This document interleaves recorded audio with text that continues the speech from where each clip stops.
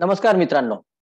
आपल्याला माहिती आहे की राष्ट्रीय सुरक्षेच्या विषयावर आपण ब्रिगेडियर हेमंत महाजन सरांसोबत एक सिरीज करतो आहोत. या विषयाच्या राष्ट्रीय सुरक्षेवरच्या या सिरीजचा हा दुसरा भाग घेऊन आम्ही आज आलो आहोत. आजचा विषय आहे हायब्रिड वॉर.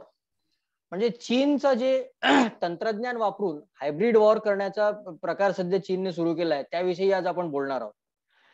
काही दिवसांपूर्वी एक बातमी आली होती की चीनने न्यूक्लिअर रिएक्टर्स मध्ये एक वैज्ञानिक प्रयोग करून सूर्य इतकी ऊर्जा निर्माण केली. मित्रांनो, तुम्हाला एक आठवत असेल, एक जेम्स बॉन्डचा सिनेमा होता डाय अनादर डे.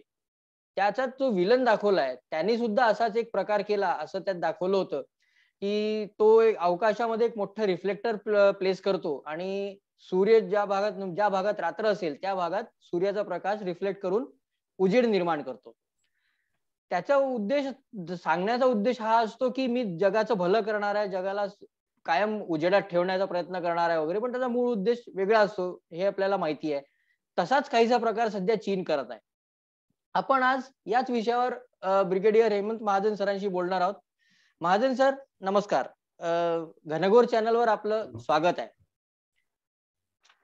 सर, आपल्याला माहिती आहे की चीनने गेल्या आठवड्यामध्ये एक प्रयोग असा केला की प्रयोगशाळेमध्ये किंवा न्यूक्लिअर रिएक्टरमध्ये अणुस्फोट करून त्यांनी सूर्य इतकी ऊर्जा निर्माण केली आणि जगाला त्याच्यामुळे एक चिंता लागून राहिलेली आहे. तर हा एक प्रयोग मुळात काय आहे आणि याचे जगावर आणि भारतावर काय परिणाम होऊ शकतात? ओके, पहिले मी आपल्याला सांगू इच्छितो की आपण ही जी सिरीज करतो आहे या सिरीजचा उद्देश हा नाही आहे की भारतीयांना घाबरवून टाकायचं की चीन असं करेल, चीन तसं करेल. म्हणजे चीन 7.5 फूट उंच आहे असं अजिबात दाखवायचं नाही, परंतु आपल्याला सत्य परिस्थिती सांगते आहे. महत्वाचं की ज्याला भारत बऱ्यापैकी प्रत्युत्तर देतो आहे तर ते प्रत्युत्तर कसं दिलं जातं आहे आणि एक देशभक्त नागरिक म्हणून आपण सुद्धा यामध्ये देशाच्या सुरक्षेकरता काय योगदान देऊ शकता हे सुद्धा सांगणं महत्वाचं आहे. तर हा जो प्रयोग होता हा याला फ्युजन म्हटलं जातं. त्यांनी नेमकं केलं काय तर त्यांनी न्यूक्लिअर रिएक्टर मध्ये फ्युजनच्या मदतीने हायड्रोजनच्या मदतीने इतकी केली की त्याचं टेम्परेचर 7000 डिग्री सेंटीग्रेड एवढं होतं. म्हणजे 7000 कोटी डिग्री सेंटीग्रेड म्हणजे जे सूर्याचं जे टेम्परेचर असतं तेवढं होतं. म्हणजे जशी सूर्याची एनर्जी कधीच संपत नाही कारण तिथे कायमचं फ्युजन रिॲक्शन होत असते, तो तशा प्रकारचा तो प्रयोग होता. तर आणि हा 15 मिनिटं चालला. परंतु चीन कुठलीही गोष्ट म्हणते तर त्याला म्हणजे with a pinch of salt घ्यायला पाहिजे. त्याच्यामध्ये सत्याचं प्रमाण कमी असतं आणि प्रपोगंडा म्हणजे दुष्प्रचार करणं हा जास्त असतं. परंतु एवढं मात्र खरं की अशा प्रकारचा प्रयोग करण्याचा प्रयत्न कारण जर फ्युजनच्या मदतीने जर तुम्हाला एनर्जी निर्माण करता आली तर जगाचा कायमचा प्रॉब्लेम सुटेल, इलेक्ट्रिसिटी निर्माण करण्याचा वगैरे, आणि तुम्ही म्हणजे कार्बन एमिशन्सच्या शिवाय अशा प्रकारची एनर्जी निर्माण करू शकाल. एक सेकंदात फक्त मी सांगू इच्छितो की आज भारतामध्ये अनेक न्यूक्लिअर रिएक्टर्स आहेत आणि हे सगळे फिशन FISSION या पद्धतीचे आहेत. परंतु फ्युजन FUSION या प्रकारचे रिएक्टर जगामध्ये कुठेही फारसे काम करत नाहीयेत. ते फक्त एक्सपेरिमेंटल स्टेजला आहे आणि चीन म्हणते की आम्ही ते केलं. जर चांगली गोष्ट आहे, जगाला ऊर्जा निर्माण होईल, परंतु तंत्रज्ञानाचा गैरवापर हा प्रचंड केला जाऊ शकतो आणि याचं एका शस्त्रामध्ये रूपांतर हे केलं जाऊ शकतं. तर काळजी ती आहे, चीन हा एक असा राक्षसी महत्वाकांक्षा असलेला त्याची महाशक्ती बनण्याकरता काहीही करू शकतो. जगाचं जे वैज्ञानिक क्षेत्र आहे, रिसर्च क्षेत्र आहे, तर त्यांचा एक अलिखनीय आहे की असे कुठलेही सायंटिफिक प्रोग्राम्स करायचे नाही ज्याच्यामुळे मानव जातीला धोका निर्माण होईल. परंतु चीन हे मानत नाही की जे इथिक्सच्या दृष्टीने करणं योग्य नसतं.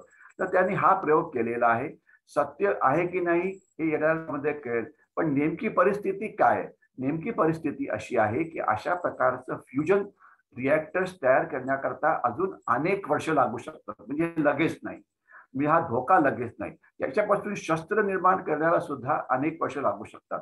तर मग मुख्य उद्देश म्हणजे पैलू हा आहे. मग आपण करायला काय पाहिजे आणि आपण ते करतो आहे का? तर देश म्हणून आपण सुद्धा अशा प्रकारच्या वैज्ञानिक फील्डवरती तंत्रज्ञानाचं संशोधन करायला पाहिजे. आपली एवढी क्षमता आहे का? तर थोडक्यात उत्तर आहे की आपली क्षमता या भागामध्ये कमी आहे. मग करायला काय पाहिजे? तर आपण आंतरराष्ट्रीय घेऊन जे आपले मित्र देश आहेत, मग याच्यामध्ये अमेरिका असो किंवा इस्रायल असो किंवा युरोप मधले इंग्लंड किंवा फ्रान्स सारखे अलायन्स तयार केलं क्लीन एनर्जी करता, तर सगळ्या शास्त्रज्ञांची बुद्धी एकत्रित होऊन आपल्याला हे काम करता येईल. अशा प्रकारचं एक अलायन्स तयार झालेलं ज्याला आपण इंटरनॅशनल सोलर अलायन्स म्हणतो. ते जर होऊ शकेल तर हे पण होऊ शकतं आणि ते करायला पाहिजे. हा एक भाग झाला. आणि दुसरं माझं असं मत आहे की भारतीयांमध्ये बुद्धिमत्ता खूप आहे. असं म्हटलं जातं की भारतीय शास्त्रज्ञ हे वर्ल्ड क्लास नाही. कुठल्याही क्षेत्रामध्ये आपण फारसं पुढे नाहीये. फक्त एक तुम्ही मिसाईल्सचं क्षेत्र सोडून द्या की ज्यामध्ये आपण वर्ल्ड क्लास आहोत, बाकी ठिकाणी आपण नाही. परंतु लक्षात ठेवा, अमेरिका जी तंत्रज्ञानाची नंबर 1 महाशक्ती आहे, त्यांच्या सर्वात मोठी जी संस्था आहे संशोधनाची, ती आहे NASA, national aeronautics space administration, की जे वेगवेगळे प्रयोग करत असते.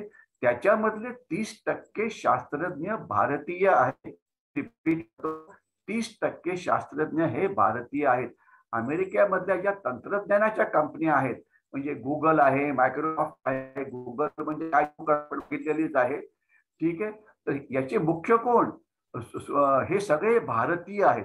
तर मला वाटतं की आपण अशा अतिशय हुशार भारतीयांना जर भारतामध्ये आपल्याला परत आणता आलं आणि भारताच्या प्रयोगशाळेत त्यांना घालता आलं, तर आपल्याला एक फार मोठा त्यांच्यामुळे फायदा हा होऊ शकतो. म्हणजे थोडक्यात मी एवढं सांगण्याचा प्रयत्न केला की हा जो प्रयोग आहे हा अजून प्रयोगशाळेत आहे.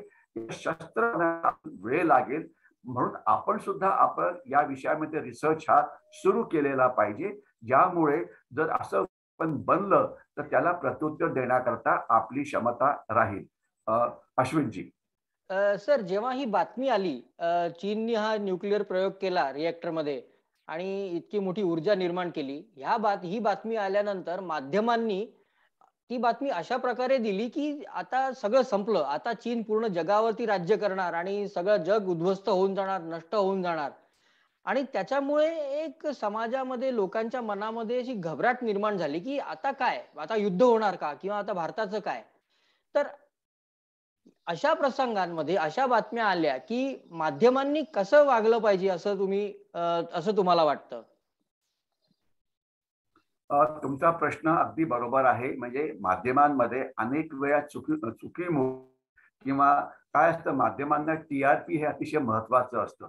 जोपर्यंत तुम्ही सनसनाटी बातमी देत नाही, तोपर्यंत तुमचा टीव्ही चॅनल किंवा तुमचं वर्तमानपत्र कोणी नाही.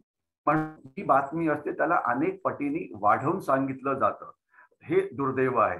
परंतु अशा प्रकारे जोपर्यंत देशाच्या सुरक्षेचा प्रश्न आहे, जोपर्यंत चीनचा प्रश्न आहे किंवा पाकिस्तानचा प्रश्न आहे, तिथे कृपया अशा प्रकारच्या सनसनाटी बातम्या देऊ नका. आणि बातमी दिली की असा प्रयोग झाला तर त्याचं नेमकं स्थान काय आहे हे पण थोड्या एका म्हणजे एक्सपर्टच्या मदतीने सांगण्याचा प्रयत्न करा की अजून हे वेपन बनायला अनेक वर्ष लागतील. आपल्याकडे वेळ आहे. मेसेज एवढाच आहे की आपण सुद्धा या विषयावरती संशोधन इतर जगाच्या मदतीने सुरू ठेवावं, ज्यामुळे जर गरज पडली तर आपल्याला त्याच वेळेला विहीर खोदायची गरज पडणार नाही. तर म्हणून माध्यमांकडनं थोडं बॅलन्स करणं हे महत्वाचं आहे. चीन हा 7.5 फूट उंचीचा नाही. चीनमध्ये सुद्धा प्रचंड प्रॉब्लेम्स आहेत आणि आपण ज्यावेळेला ही सिरीज पुढे करू तर आपल्याला सांगू इच्छितो की आपण कसा उपयोग करून घेऊ शकतो. मी एकच पॉइंट आजच्या मुद्द्याच्या मानतो आणि मग आपण पुढच्या टप्प्याकडे जाऊया. तो म्हणजे लक्षात ठेवा की तंत्रज्ञानाचे असे प्रयोग करणं त्याला प्रचंड आर्थिक गरज पडते. म्हणजे प्रचंड आर्थिक बजेट लागतं. जेवढे पैसे तुमच्याकडे आहेत एवढा खर्च केला तर त्यापासून निष्पन्न काय होणार, त्यापासून तुम्हाला रिटर्न्स काय मिळणार, त्यापासून तुम्हाला परतावा काय मिळणार. लक्षात ठेवावं, 90च्या दशकामध्ये अमेरिकेने स्टार वॉर्स नावाचा प्रयोग सुरू केला. त्याला त्यावेळेस दुसऱ्या नंबर 2 ची शक्ती USSR म्हणजे युनायटेड सोव्हिएट सोशलिस्ट रिपब्लिक यांनी अमेरिकेला कॉपी करण्याचा प्रयत्न केला. त्यांची अर्थव्यवस्था ते सहन करू शकली नाही आणि सोव्हिएट युनियनचे तुकडे झाले. म्हणजे अशा प्रकारच्या रेसमध्ये भाग घेऊन त्यांनी स्वतःच्या अर्थव्यवस्थेचं वाटोळं करून घेतलं आणि ते देश नष्ट झाला. तर चीनला अशी आचरट सारखे प्रयोग करायची खूप म्हणजे इच्छा असते. इच्छा राक्षसी इच्छा आहे त्यांची ती. तर त्याच्या सुद्धा त्या जाळ्यामध्ये आहेत. तर म्हणून मला वाटतं की त्याचा अतिरेक करू नये, परंतु एक सायंटिफिक अनालिसिस करून नेमका धोका काय आहे, किती वर्षामध्ये निर्माण होईल, त्याप्रमाणे आपण आपल्याकडनं जी पावलं आहेत ती उचलायला पाहिजे. परंतु याच्यामध्ये चीनला सुद्धा प्रचंड मोठा धोका आहे. आणि याचं मी एकच उदाहरण सांगतो की त्यांनी वुहानच्या लॅबोरेटरीमध्ये बायोलॉजिकल वेपन तयार करण्याचा प्रयत्न केला आणि तो जो राक्षस होता, जो त्यांना बाटलीमध्ये बंद करायचा होता, तो बाटलीच्या बाहेर पडला आणि त्याच्यामुळे जगामध्ये करोना कसा पसरला आहे किंवा COVID-19 कसं पसरलं आहे आणि त्याचे व्हेरियंट कसे झालेले आहेत की ज्याच्यावरती आता चीनचा कंट्रोलच राहिलेला नाहीये, हे त्याचं एक कारण आहे. म्हणजे ज्या वेळेला आपण असा काहीतरी आचरट सारखे प्रयोग सुरू करतो तर त्याच्यामुळे आपल्याला सुद्धा प्रचंड नुकसान होऊ शकतं आणि ते नुकसान आता त्यांचं झालेलं आहे या बायोलॉजिकल वेपनमुळे, ज्याला आपण खरं म्हणतो ते चीनी व्हायरस असं म्हणायला पाहिजे. कोविड आणि करोना ही नावं देऊ नका त्याला, हे चीनमुळे झालेलं. तर त्यामुळे हा आचरटपणाचं नुकसान चीनला होतं. सर, एक मध्यंतरी अशी एक माहिती आली होती की चायना आपल्या सीमांवरती काय सुपर सोल्जर्स वगैरे डिप्लॉय करत आहे आणि एक मायक्रोवेव्ह वेपन्स आणि अशा प्रकारचे अजून युद्धाच्या पद्धती चायना डिप्लॉय करत आहे. त्याबद्दल आमच्या प्रेक्षकांना थोडी माहिती द्या. असं आहे की दर 2-3 महिने झाले की अशा प्रकारची काहीतरी बातमी येते की चीन असं करताय. आणि ही बातमी एक जवळजवळ 9 किंवा 10 महिन्यापूर्वी आली होती की चीनने सुपर सोल्जर्स तिथे तैनात केले आहेत.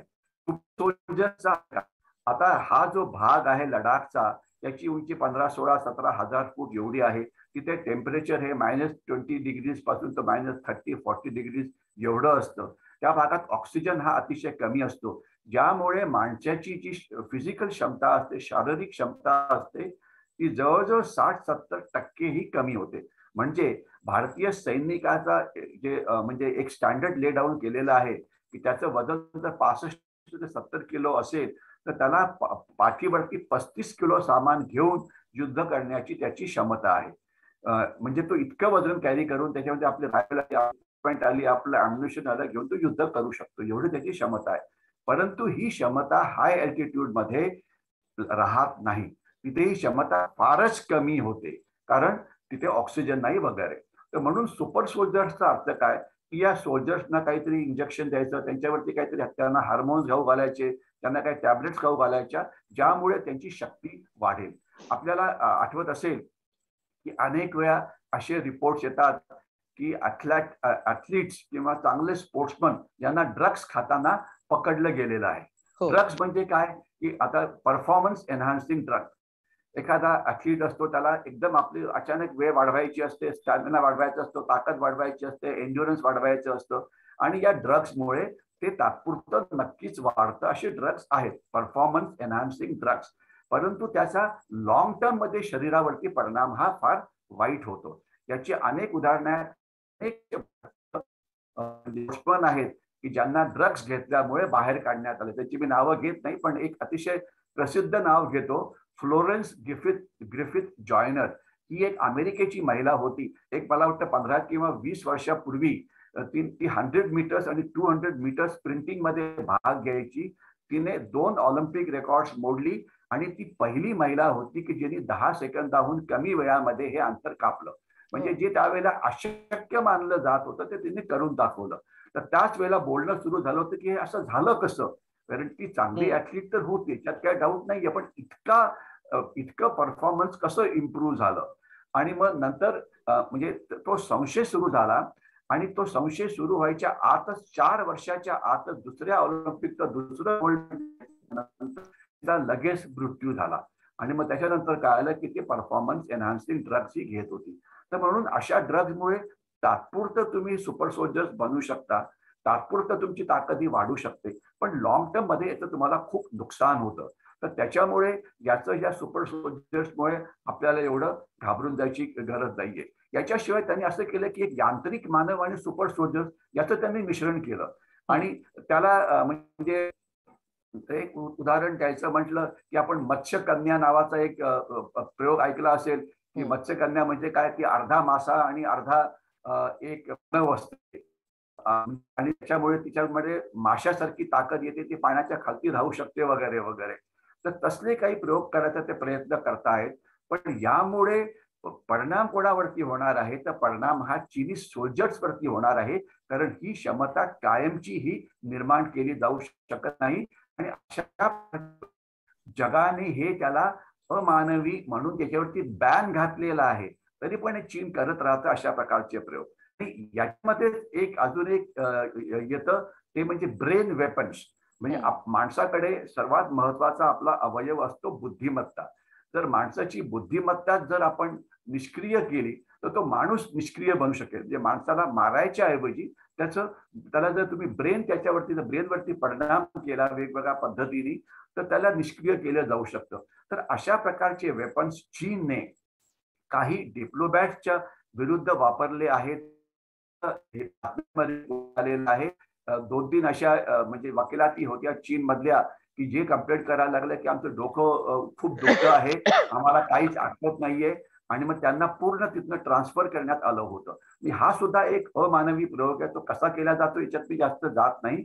परंतु हे सगळे असे अमानवी प्रयोग जे चीन करतं त्याच्याविषयी आपण जास्तीत जास्त माहिती म्हणून आपण करायला काय पाहिजे, तर जास्तीत जास्त माहिती जी आपल्याला येते ती आपण सगळ्या जगाकडे पाठवायला पाहिजे. ज्यामुळे चीनला असे प्रयोग करण्यापासून थांबवता आलं पाहिजे. आणि चीनच्या सोशल मीडियामध्ये सुद्धा आपण घुसखोरी करून त्यांना सांगायला पाहिजे, बघा तुमच्या सोल्जर्स वरती तुमचे राज्यकर्ते प्रयोग करून त्यांना मारायचा प्रयत्न करतायत. कारण कोणाला आवडेल हो की मी प्रयोगशाळेचा बकरा बनून माझ्यावरती प्रयोग केले जाते, याच्यामुळे माझा मृत्यू सुद्धा होऊ शकतो. तर हे चीनी नागरिकांच्या सोशल मीडियामध्ये सुद्धा सांगायची गरज आहे. आणि याच्यामध्ये तुम्ही प्रश्न विचारला होता मायक्रोवेव्ह वेपन्स. हो, मायक्रोवेव्ह वेपन्सचा अर्थ काय, आपल्या घरात मायक्रोवेव्ह असतं. त्याचं मायक्रोवेव्ह कसं काम करतं याची आपल्याला कल्पना आहे. परंतु जे त्याची रेस तयार होतात त्याच्यामुळे आपला खाण्यापिण्याचा जो पदार्थ असतो तो लवकर गरम होतो. हे त्याचं बेसिक सायंटिफिक प्रिन्सिपल्स आहे. इलेक्ट्रोमॅग्नेटिक वेव्ह ज्या तयार होतात. हा सायन्सचा क्लास नाहीये, फक्त मी त्याचं प्रॅक्टिकल ऍप्लिकेशन सांगायचा प्रयत्न करतो आहे. ऍप्लिकेशन असं की मायक्रोवेव्हची एक रेंज असते, किंवा जसा तुमचा रिमोट असतो, रिमोटची पण एक रेंज असते. एक 4 फूट, 5 फूट, 10 फूट, 15 फूट, त्याच्या पुढे तो रिमोट काम नाही करणार. तर त्यांनी हे मायक्रोवेव्ह वेपन्स जे तयार केले आहेत याच्यामध्ये इलेक्ट्रोमॅग्नेटिक जे रेडिएशन्स आहेत ते जास्त लांबवर फेकले जाऊ शकतात. आणि जर मायक्रोवेव्ह वेपन्स मध्ये जर आपण कोणाला मायक्रोवेव्ह हात घातला शकतो त्याची आपल्याला कल्पना आहे.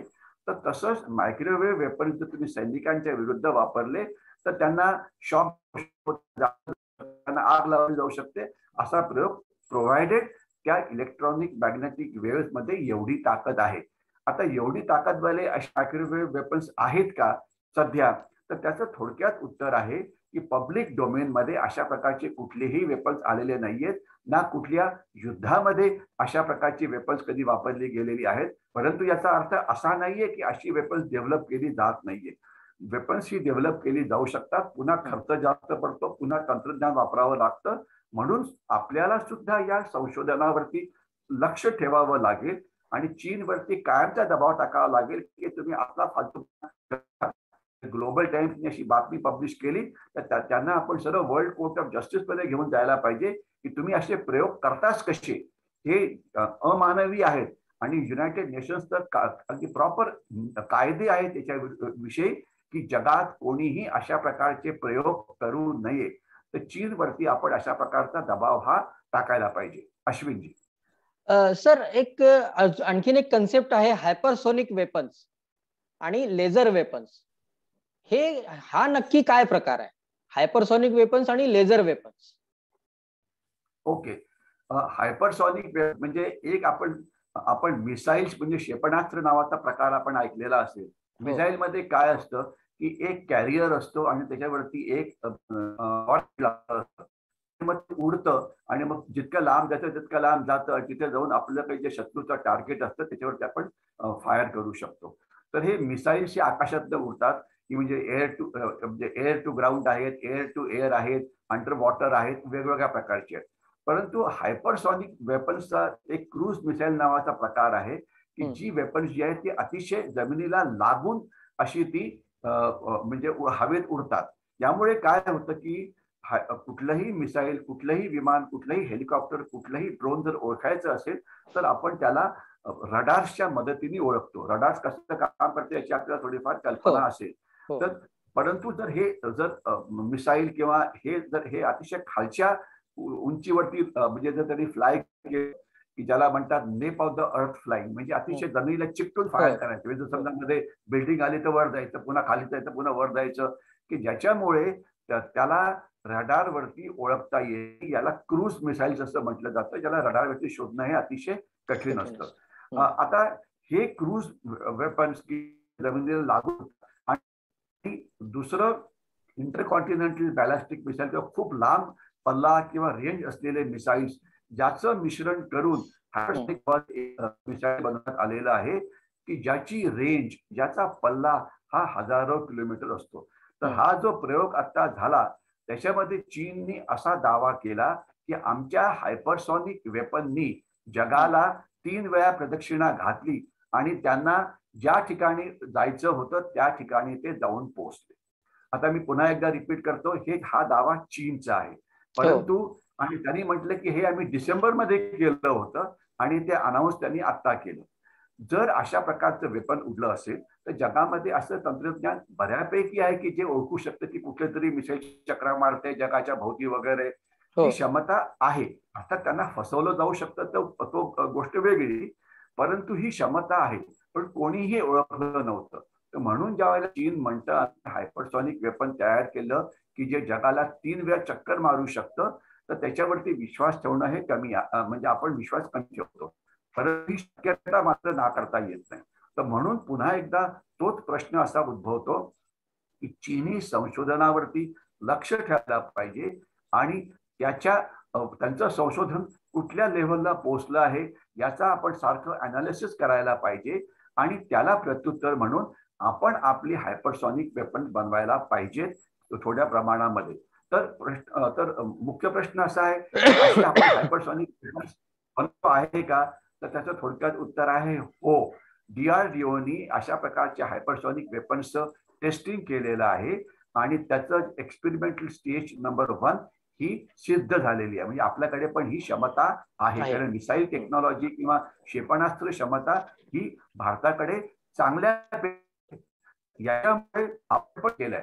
पण आपण चीनच्या म्हणजे बरोबरीने आहोत की मागे आहोत? तर थोडक्यात सांगायचं म्हणजे आपण त्यांच्या थोडंफार पुष्कळ मागे आहोत. तर म्हणून करता सुद्धा आपल्याला जर तंत्रज्ञानाचं कोऑपरेशन करता आलं अमेरिकेशी, खास 2 राष्ट्र माझ्या मनामध्ये येतात. एक तर अमेरिका की ज्यांची ही क्षमता प्रचंड आहे, दुसरं इस्रायल ज्यांची पण क्षमता प्रचंड आहे, तिसरं आपण ज्याला म्हणता येईल की फ्रान्स वगैरे युरोपियन देश जे आहेत सुद्धा क्षमता ही बऱ्यापैकी आहे. तर अशा डेमोक्रॅटिक कंट्रीशी जर आपण अलायन्स केलं की जे केलं गेलं असावं असं मला वाटतं. कारण या गोष्टी काही ओपन डोमेन मध्ये पूर्णपणे येत नाहीत, हे जाहीर केलं जात नाही. तर त्याच्या मदतीने आपण सुद्धा आपलं तंत्रज्ञान आणि संशोधन शोधत ठेवू शकतो, ज्यामुळे जर गरज पडली तर आपण सुद्धा अशा प्रकारच्या युद्धाला हे तयार राहू शकतो. आणि जे तुम्ही लेझर वेपन विषयी विचारलं त्याचे मी तुम्हाला 2 मिनिटात सांगण्याचा प्रयत्न करतो. प्लीज. आपण स्टार वॉर्स नावाचा सिनेमा बघितला असेल आणि त्याच्यामध्ये हे जे यांत्रिक मानव वगैरे जातात तर त्याच्यामध्ये सुद्धा म्हणजे अशा लेझर वेपनचा वापर हा केला जातो. आपण त्या लेझर गन्स वगैरे बघितल्या असतील आणि लेझर शोज सुद्धा आजकाल होतात. म्हणजे ते आणि काही वेळा असं म्हटलं जातं की लेझर शोज वगैरे जे आहेत ज्या भागात विमानं उडत असतात तिथे ते करू नये, कारण त्यांना त्यांच्या इलेक्ट्रॉनिक सिस्टीम वरती दुष्परिणाम हा होऊ शकतो. तर लेझर वेपन्स ही आहे, परंतु त्याची मी त्याला एक शस्त्र म्हणून वापर करणं हा एक अतिशय खर्चिक असा प्रयोग आहे. तर म्हणून अशा सगळे ही जी त्या सगळ्यांना आम्ही डिसरप्टिव्ह टेक्नॉलॉजीज हा शब्द वापरतो. मी पुन्हा एकदा उच्चार करतो, डिसरप्टिव्ह टेक्नॉलॉजी. म्हणजे डिसरप्टिव्ह टेक्नॉलॉजीज म्हणजे काय, तर आपण टेक्नॉलॉजी आणि डिसरप्टिव्ह टेक्नॉलॉजी. आता समजा आपल्याकडे आज रणगाडा आहे, तर या रणगाड्याचं आपण आधुनिकीकरण करायचं, त्याचं काय होईल, तर आपण अजून एक नवीन रणगाडा बनवू, ज्याची स्पीड जास्त असेल, ज्याचं पोलादी कव्हर जास्त असेल, ज्याची बंदुकीची रेंज वाढलेली असेल. म्हणजे रणगाड्याचं पुढचा म्हणजे प्रकार अजून चांगला रणगाडा, त्याच्या पुढे अजून चांगला रणगाडा, त्याच्या पुढे अजून चांगला रणगाडा. परंतु डिसरप्टिव्ह टेक्नॉलॉजीज मध्ये रणगाडा कशाला, रणगाड्याच्या विरुद्ध आम्ही ड्रोन्सचा वापर करू शकतो का? ड्रोन्सचा वापर रणगाड्याच्या विरुद्ध केला गेला. अझरबैजान आणि सर्बिया यांच्या आणि कुठलं मी नाव विसरतो आहे, आर्मेनिया मला वाटतं, अझरबैजान आणि आर्मेनियाचं युद्ध झालं होतं आणि याच्यामध्ये वापर केला गेला. आणि आधुनिक तोफा, आधुनिक शस्त्र यांचा ड्रोन्सनी पराभव केला. तर ड्रोन ही एक डिसरप्टिव्ह टेक्नॉलॉजी झाली की म्हणजे रणगाड्याला प्रत्युत्तर आपण रणगाड्याने देत नाहीये, परंतु आपण कशाने देतो आहे, एका दुसऱ्या कमी खर्चाच्या पण हाय एंड टेक्नॉलॉजीने देतो आहे. तर मला वाटतं आज आपल्या देशाने एक बॅलन्स निर्माण करायला पाहिजे की किती आपली पारंपरिक शस्त्र किती आधुनिक करायची, डिसरप्टिव्ह टेक्नॉलॉजीच्या शस्त्रांचं किती, त्याचं जर आपण योग्य मिश्रण केलं तर आपण देशाला सर्वात जास्त सुरक्षित ठेवू शकतो. अश्विनजी. नक्कीच. तुम्ही सर जे सुपर सोल्जर्सचा कन्सेप्ट सांगितली त्याच्यावरून मला एक सिनेमा आठवला, युनिव्हर्सल सोल्जर्स. हॉलिवूडचा सिनेमा होता. त्याच्यामध्ये त्यांची कन्सेप्ट अशी होती की जे असे चांगले लढाऊ आणि शारीरिक क्षमतावाले सैनिक होते त्यांच्या बॉडीज प्रिझर्व करून ठेवल्या आणि त्याच्यामध्ये थोडं मशीन हे करून, म्हणजे अर्धा माणूस अर्धा रोबोट असं हे करून त्यांचा वापर फ्युचरमध्ये युद्धात केला गेला. म्हणजे अशा सैनिकांच्या बॉडीज जवळपास 30 वर्ष 40 वर्ष त्यांनी प्रिझर्व करून ठेवल्या आणि मग टाइम म्हणजे भविष्यात जे युद्ध होणार आहेत त्याच्यात त्यांचा वापर केला गेला. आपण जे सुपर सोल्जर्सचा कन्सेप्ट सांगितला त्याच्यावरून मला तो सिनेमा आठवला. मित्रांनो, आज आपण बघितलं की ब्रिगेडियर हेमंत महाजन सरांनी आपल्याला युद्धाच्या विविध प्रकारांबद्दल माहिती दिली. याचा आपल्याला याला आपण कसं रिएक्ट करायला पाहिजे, नागरिक म्हणून कसं रिएक्ट करायला पाहिजे हे पण सांगितलं. आणि सरांनी एक सगळ्यात मोठी गोष्ट ही सांगितली की अशा बातम्या येत असतात, जगभरात असे प्रयोग सुरू असतात, आणि सगळ्यात मोठी गोष्ट ही आहे की चीनवर किती भरोसा ठेवायचा. चीन म्हणतंय की आम्ही असं केलं म्हणून त्यांनी ते केलंच असेल असं नाही. आणि माध्यमांनी जबाबदारीने वागून या बातम्या देताना समाजात आणि लोकांमध्ये घबराट निर्माण होणार नाही याची काळजी घेतली पाहिजे. आणि आपण सुद्धा अशा बातम्या वाचताना हा विचार केला पाहिजे की यामध्ये तथ्य कितपत आहे, आणि आपण तज्ञांकडनं ही माहिती घेऊन ते क्रॉस व्हेरीफाय करून त्याची ग्रॅव्हिटी ठरवली पाहिजे. आणि देशाचे राष्ट्रभक्त नागरिक म्हणून देशासाठी आपल्याला जे करता येईल ते आपण केलं पाहिजे. सर, आज आपण आलात आणि आमच्या प्रेक्षकांना या महत्वाच्या विषयाबद्दल इतकी छान माहिती दिलीत, त्याबद्दल आपले अनेक अनेक धन्यवाद. धन्यवाद. मित्रांनो, हा व्हिडिओ तुम्हाला आवडला असेल तर लाईक करा, मित्रपरिचितांसोबत शेअर करा आणि घनघोर चॅनलला जास्तीत जास्त सबस्क्राईब करा. धन्यवाद.